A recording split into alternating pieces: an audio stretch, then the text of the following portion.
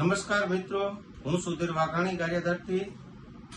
હાલ તાલુકા પંચાયત જિલ્લા પંચાયતના ચૂંટણીનું પર્વ જે દેશમાં મતદારોને સંવૈધાનિક અધિકાર આપવામાં આવ્યો છે, તો જ્યારે હાલ અત્યારે ગારિયાધાર તાલુકા જિલ્લા પંચાયતની ચૂંટણી હાલી રહી છે ત્યારે દેશની લો એન્ડ ઓર્ડરની જવાબદારી હોય તેવી સર્વોચ્ચ સંસ્થા કે જે પોલીસ સારા ગુજરાત ભારત બનું રક્ષણ કરતી હોય છે અને લોકોને એના સંવિધાનિક અધિકાર આપવામાં સૌથી મોટો એનો ફાળો હોતો હોય છે.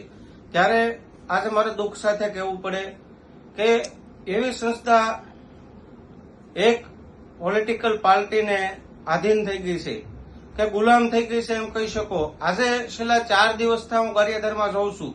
તાલુકા પંચાયત અને જિલ્લા પંચાયતની ચૂંટણીમાં ખાસ કરીને અમારા ઉમેદવાર અને ખાસ કરીને કાર્યકર્તાઓને ટોર્ચરિંગ કરવામાં આવે છે કે ખાસ કરીને આમ આદમી પાર્ટી ઇલેક્શન ન જીતવી પડે.